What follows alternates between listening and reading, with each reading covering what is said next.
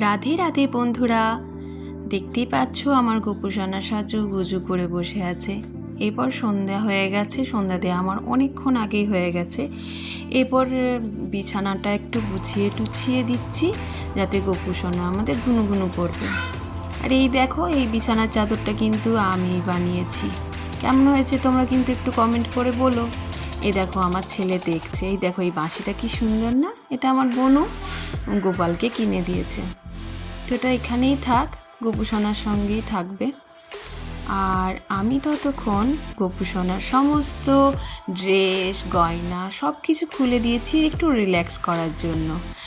আর এরপর গোপুসোনা দুধ খেয়ে নেবে, দুধ খেয়ে ঘন ঘন করবে, তাই না? সারাদিন তো অনেকক্ষণ বসেছিল, পা হাত ব্যথা হয়ে গেছে, তাই তেল দিয়ে পা হাত সমস্ত কিছু টিপে খুব সুন্দর করে ম্যাসাজ করে দিয়েছি।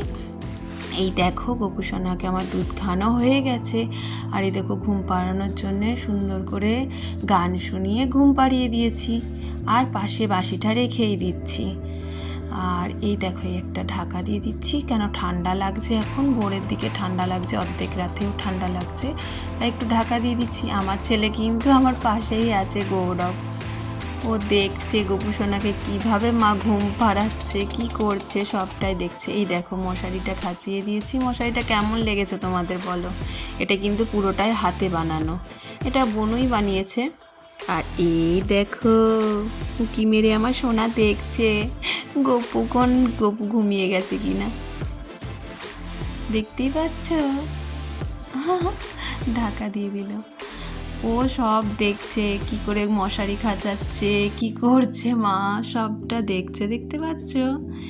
এই দেখো ও কিন্তু দেখছে সমানে। তো সবাই বলো গুড নাইট গোপুসোনা, আবার কালকে দেখা হবে, বাই বাই।